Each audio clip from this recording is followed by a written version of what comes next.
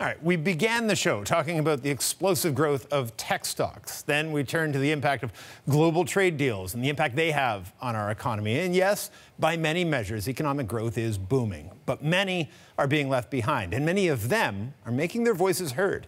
Donald Trump tapped into that sentiment to win the U.S. presidency. The Brexit vote was swung by those who say they haven't benefited from global growth. With that in mind, our next guest is pushing for Canada to look past this and develop something called inclusive growth agenda.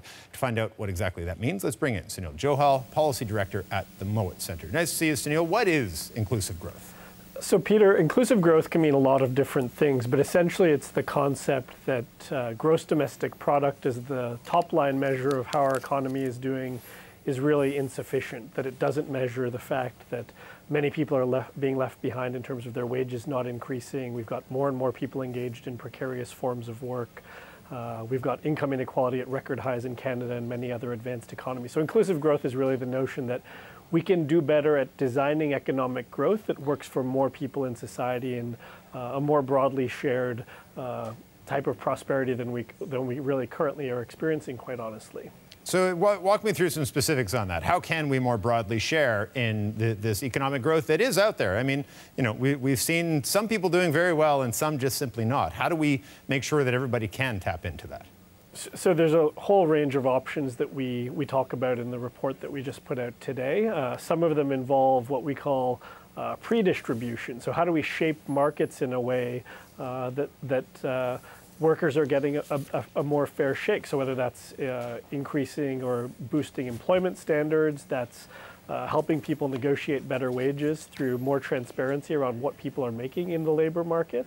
Those are a couple of examples. Or we could look at the redistribution element. So from a government point of view, are taxes doing what we want them to do in terms of redistributing wealth, generating enough revenue for governments to invest in things like childcare or pharmacare or affordable housing, which will make it easier for people to thrive in the labor market, especially when we put it against that specter of automation and artificial intelligence, which could potentially disrupt millions of jobs in the coming years. I think we're going to have to really start thinking about what kind of supports do we want workers and families to have so that if somebody does lose their job, it's not the end of the world for them. They'll get appropriate levels of skill training. They can bounce back into another job that pays them a decent wage. To pick up on that, there's a line that echoed a lot of what you said in the report.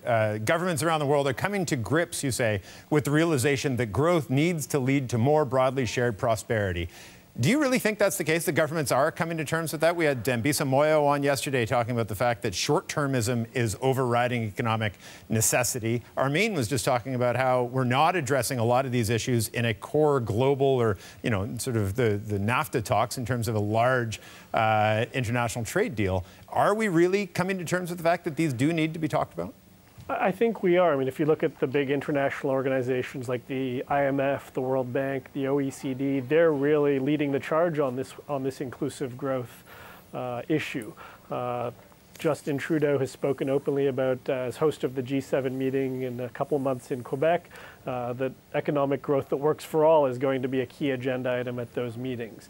But absolutely, I mean, it takes a radical shift from the way we've been doing things for 40 or 50 years to move into this new model. There are going to be people and there are going to be corporations who may not be happy with what this means, because if you're taking away some bargaining power from corporations and giving it to workers, that's a loss for them in the end result. But I mean, the key point really here to remember is that income inequality, non-inclusive growth is a drag on economic growth as a whole. If we don't have consumers, regular working people who can put money back into the economy, that's a drag on the economy. 58% of our GDP is generated by household consumer spending. So, I mean, it's great that we've got these big tech titans that are straddling the globe and doing all kinds of wonderful things. But if some of that money doesn't trickle down to folks who are working class, average Canadians, average Americans, they're not going to be able to spend on any new products, and that's going to grind the economy to a halt.